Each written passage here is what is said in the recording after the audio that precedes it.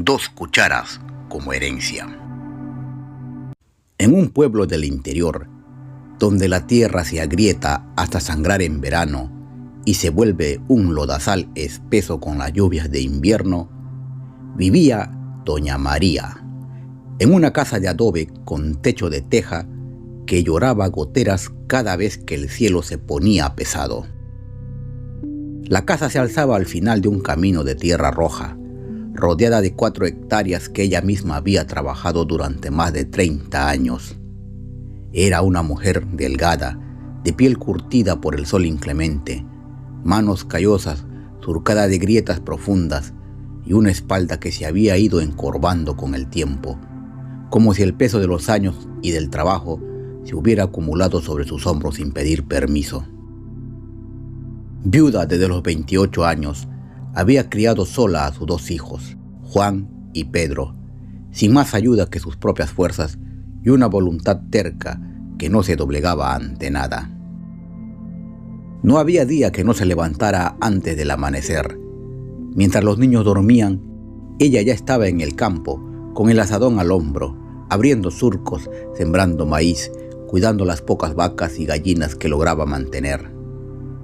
Al atardecer, caminaba hasta el mercado del pueblo para vender huevos, un poco de leche o lo que le hubiera sobrado. Comía tortilla con sal cuando había y cuando no, se conformaba con un café ralo, pero nunca permitió que sus hijos pasaran hambre. «Madre, ¿por qué trabaja tanto?», le preguntaba a Juan, el mayor, cuando apenas tenía 7 u 8 años, y la veía regresar exhausta al caer la tarde. «Porque el trabajo hace al hombre, hijo», respondía ella, secándose el sudor con el borde del delantal raído. «Algún día ustedes no tendrán que partirse el lomo como yo. Estudiarán, serán alguien y podrán valerse por sí mismos». Y se lo cumplió, a fuerza de privaciones y sacrificios que nunca mencionaba en voz alta. Vendió las primeras vacas para pagar la escuela primaria, vendió otras para los libros de secundaria.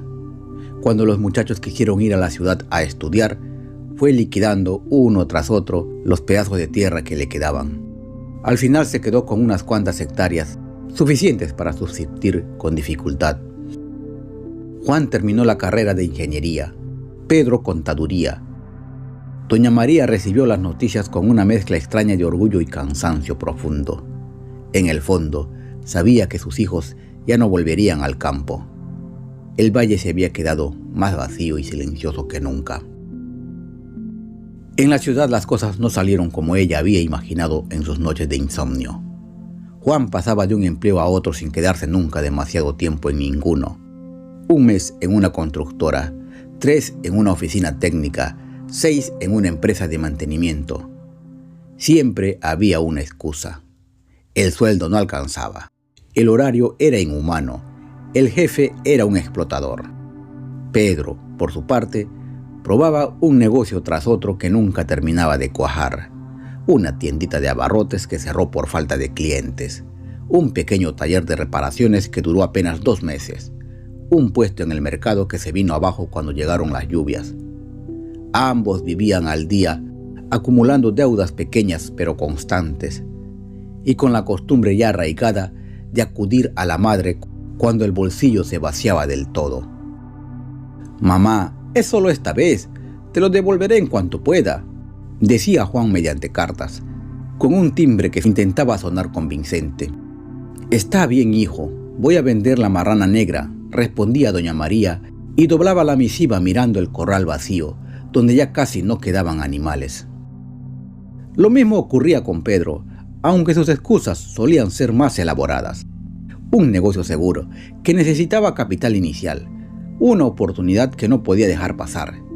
Ella vendía otra vaca, otra media hectárea, y cada vez se quedaba un rato más larga sentada en el porche de la casa, mirando el campo que se iba reduciendo, como si la tierra misma se estuviera tragando lentamente sus años de esfuerzo. Un día, sin que nadie supiera exactamente cómo empezó, corrió por el pueblo el rumor de que doña María guardaba una herencia.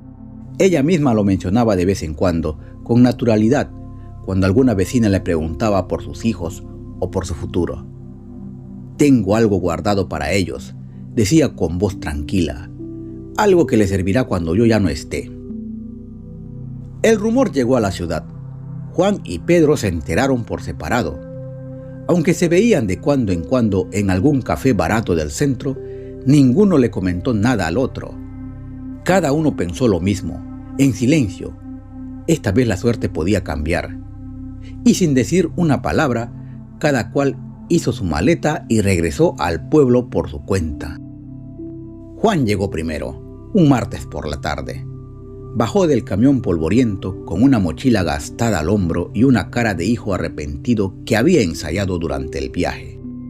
«Mamá, ya no aguantaba estar lejos», dijo al abrazarla. «Vine a acompañarla y ayudarla en lo que se necesite. Ya soy ingeniero, pero algo útil podré hacer por aquí». Doña María lo abrazó sin hacer preguntas, aunque en sus ojos se notaba esa mirada serena que todo lo observaba. Al día siguiente, mientras Juan estaba sentado en el porche tomando agua fresca, vio venir a Pedro por el camino de tierra, también con mochila y una expresión de sorpresa que no pudo disimular. Los dos hermanos se quedaron mirándose un instante, congelados. «¿Qué haces tú aquí?», preguntó Juan, levantándose lentamente. «¿Y tú?», respondió Pedro, con los ojos muy abiertos. «Yo vine porque me dijeron que mamá no está bien de salud». «Y yo también», dijo el otro. Doña María salió de la cocina en ese momento, secándose las manos en el delantal, y los observó a los dos con una leve sonrisa que apenas curvaba sus labios. «Vaya, vaya, vaya», dijo con calma, los dos al mismo tiempo. «Qué buenos hijos. Ahora sí habrá ayuda de verdad en el campo». Los primeros días trabajaron juntos como si ninguno supiera las verdaderas intenciones del otro. Nadie mencionaba el motivo real de su regreso. Se levantaban temprano, agarraban el azadón y daban algunos golpes en la milpa, sudando lo necesario para que se notara el esfuerzo, y luego se sentaban a la sombra a conversar de cosas intrascendentes: el precio del maíz, el clima, algún recuerdo vago de la infancia.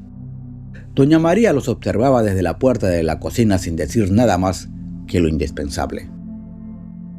Hasta que una tarde, mientras descansaban bajo el guayabo después de un rato de trabajo fingido, Juan se sinceró de golpe, mirando al suelo. «Ya dejémonos de tonterías», dijo en voz baja. «Sé que estamos aquí por la misma idea. Pero, ¿será verdad que mamá nos tiene guardado una herencia?». Pedro tardó un segundo en responder.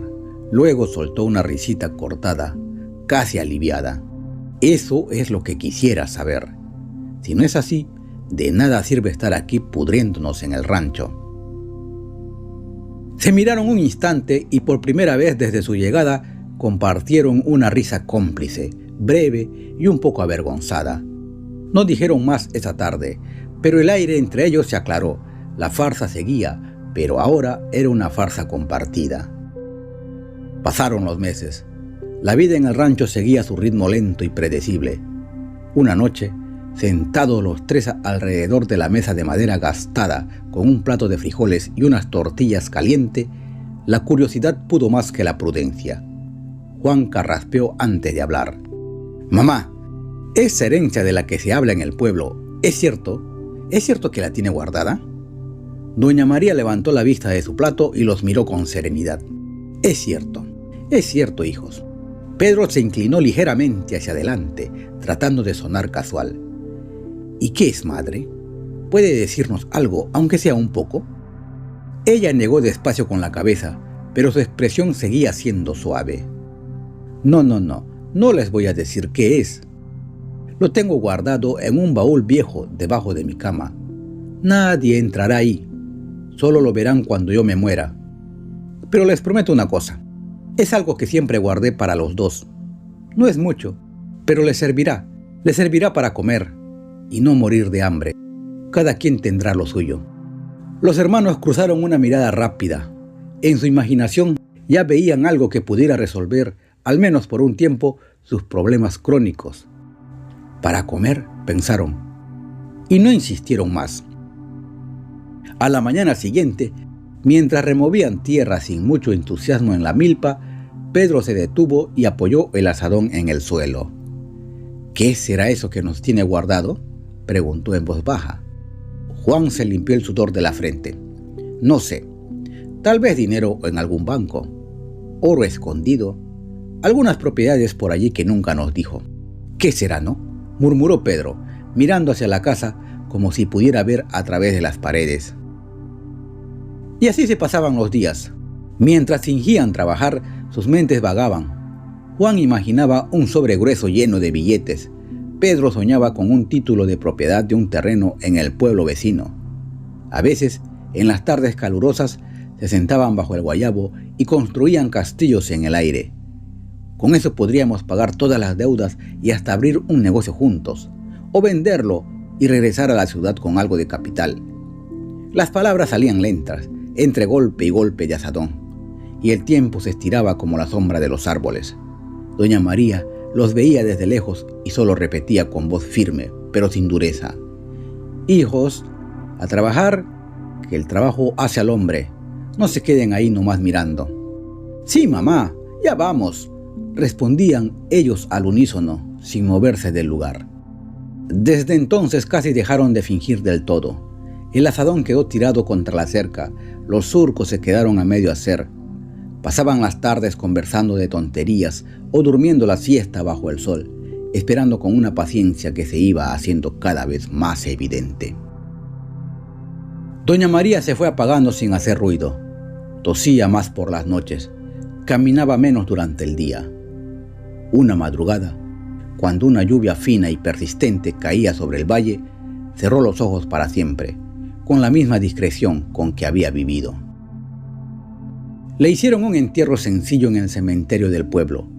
Palabras breves, algunas lágrimas que parecían sinceras, y apenas terminaron de cubrir el ataúd con la última palada de tierra, los dos hermanos regresaron a la casa bajo la lluvia que arreciaba. Entraron directamente al cuarto de la madre. El aire todavía olía ligeramente a lavanda seca y a años acumulados. Sacaron el baúl de debajo de la cama. Pesaba muy poco. Rompieron la cerradura oxidada con un fierro y lo abrieron con las manos temblorosas. Dentro, envueltas cuidadosamente en un paño blanco limpio que olía a paciencia y a orden, había 2 cucharas. 2 cucharas de metal común, gastadas por el uso diario, pero limpias y brillantes. Nada más, ni un billete, ni una joya, ni un documento. Solo 2 cucharas. Juan se quedó mirando el interior vacío del baúl durante un largo rato. Pedro tomó una de las cucharas y la levantó hacia la luz gris que entraba por la ventana. ¿2 cucharas?, dijo Juan, con la voz entre la incredulidad y algo parecido a la risa. Pedro soltó una risa breve, seca, casi un bufido. Nos dijo que nos serviría para comer y no morir de hambre, y nos dejó exactamente eso. Se miraron un momento en silencio. Luego, Juan empezó a reírse también, primero con incredulidad, después con una risa más amplia, casi resignada. Pedro lo acompañó, los dos sentados en el suelo de tierra pisonada, con las cucharas en la mano, riéndose, mientras afuera la lluvia seguía cayendo, con fuerza, sobre el techo de teja. «Nunca nos mintió», dijo Juan al fin, secándose los ojos con el dorso de la mano. «No», contestó Pedro, «nos dijo la verdad desde el principio, y nosotros entendimos lo que nos convenía entender». Se quedaron un rato más en silencio, escuchando solo el ruido constante de la lluvia. Después Juan levantó su cuchara como si estuviera brindando. «Pues ya tenemos herencia. 2 cucharas para 2 que nunca quisieron trabajar». «Salud», dijo Pedro, chocando suavemente la suya contra la del hermano. «A ver si con esto no nos morimos de hambre». Y se rieron otra vez, con esa risa que no era del todo alegre ni del todo amarga, sino simplemente la risa de quien por fin comprende la broma que le han jugado con una precisión casi cruel. Doña María no había engañado a nadie. Les había dejado con la misma precisión y sin adornos inútiles exactamente lo que había prometido. Y ellos, que durante tanto tiempo habían esperado un milagro que resolviera sus vidas, recibieron la herencia más ajustada a su existencia, 2 cucharas vacías, y la certeza tranquila de que sin trabajo Ni siquiera el pan más simple sabe a nada. Allí se quedaron los dos hermanos sentados en el suelo de la habitación que todavía conservaba el olor de su madre, mirando aquellas cucharas gastadas como si fueran objetos extraños que acababan de descubrir. La lluvia seguía cayendo afuera, monótona, persistente, lavando los caminos de tierra y los techos de teja del pueblo entero. De vez en cuando, uno de ellos levantaba la vista y miraba al otro, y volvían a reírse bajito, casi sin ganas. Pasó mucho tiempo. El pequeño campo que quedaba era ahora todo lo que tenían, sin vacas, sin dinero guardado, sin nada más que la tierra reseca y las deudas que seguían llegando. Poco a poco, casi sin darse cuenta, Juan y Pedro empezaron a trabajar de verdad. Se levantaban temprano, limpiaban los surcos, sembraban lo que podían, cosechaban con las manos llenas de tierra. No era por ambición, sino por necesidad pura y simple. Y cada vez que se sentaban a la mesa al final de la jornada, sacaban las 2 cucharas del cajón donde las guardaban con cuidado. Eran las mismas cucharas con las que su madre los había enseñado a comer cuando eran niños. Las mismas que ella había usado durante décadas para llevarse a la boca cada tortilla, cada plato de frijoles, cada sopa aguada de los días difíciles. Ahora, al verlas brillar débilmente bajo la luz del foco, sentían algo que no sabían nombrar, una mezcla de ironía, de ternura tardía y de reconocimiento. «Vaya herencia», decía a veces Juan, levantando su cuchara antes de empezar a comer. «Esto sí es herencia». Pedro asentía removiendo lentamente la comida. Nos enseñó a comer con ellas desde chiquillos y hasta este momento las conservó, sin decir nada, sin pedir nada. Comían en silencio, masticando con lentitud, como si cada bocado llevara el peso de todos los años perdidos. La tierra que ahora trabajaban ya no les parecía ajena. El cansancio al final del día ya no era una molestia, sino una especie de justicia callada. Y las 2 cucharas, gastadas pero firmes, seguían allí, sobre la mesa, recordándoles cada noche que la promesa de su madre se había cumplido al pie de la letra, algo que les servía para comer y no morir de hambre. Y así, cada vez que los hermanos se sentaban a comer, veían las 2 cucharas y recordaban con claridad las palabras y la promesa de su madre. Las 2 cucharas.